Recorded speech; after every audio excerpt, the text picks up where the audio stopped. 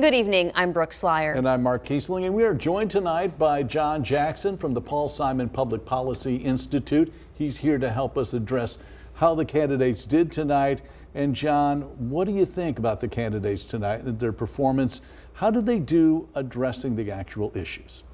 Well, first let me note that there were no major gaffes. There was not something they're going to run and rerun tomorrow where somebody made such a mess of it that it has to be criticized endlessly. Nothing like that. It was surprisingly substantive. They got into policy very quickly. They talked about the differences in the two parties and the two candidates' policies with great detail, and they surprisingly to me, frequently agreed on what the problem was. The question became then, so how do you do something about it? Where they disagreed on the method of getting to some common solutions, the gun control thing, for example. So there was a surprising amount of that give and take like that any good debate would need to have. I thought it was a model of a very good debate. Now, during the Trump and Harris debate, Trump kind of was very good at tying everything back to immigration. Do you think Vance tonight was able to give a more in-depth look at Trump's policy and his platform? I think he did that, and I think he talked about what he wanted to talk about on immigration and came back to that again and again because it's sort of the root of all evil in his and Trump's world, and that's pretty much over generalized in a lot of ways. But barring that, I thought he did make a very strong case for where their policies would be going. Another strategy it seemed like Vance had tonight was every policy regulation issue that happened during the Biden administration, he placed at the feet of Vice President Harris. What do you think of that strategy, and is that fair to blame those things on the vice president during a term?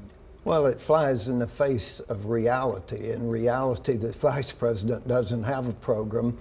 She can't be pursuing a separate program from what the president is pursuing. And so there's no Harris program and no Harris regime that has been in place. And more importantly, it misconstrues the role of the vice president. The only role she has in the legislative process is breaking a tie, which she did 32 times in a lot of crucial places. So that's totally oversimplified, no question about it. Now, aside from the issues, polls said one of the reasons voters wanted to tune in tonight was to get to know the candidates. Do you think that they did a good job of sharing their personal backgrounds? I really do, and I thought they were a little different on how they did it. Vance took really his whole time on the first question, introducing himself, his grandmother, his mother. He got that whole story from Hillbilly Elegy in that 2 minutes. And so he really focused his then, but he came back to it again and again. I thought the governor did not do that one block of time, but he very deftly put in his background, and he got to all the high school teaching, the high school coaching, why he went to China, all of that, very carefully building his background into those answers. And you touched on this briefly earlier, but it seemed like they respectfully disagreed. There was a mutual respect there I saw tonight between these two candidates. Well, I think that's the remarkable thing about this. Consider the Biden versus Trump or the Trump versus Harris first two debates. There was very little of that. In fact, almost none of that. This was like a high school football team. After the game's over, the coaches shake hands and the players have to go down the line and congratulate one another.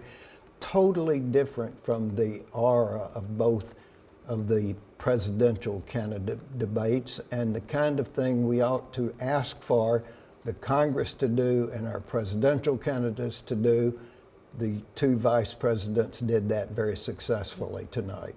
All right, John, we thank you for being with us tonight. We thank you for your insight on this debate. Thank you for having me. Yes, thank you so much. But now we want to go ahead and toss it over to our JC Duran with the latest on our weather tonight.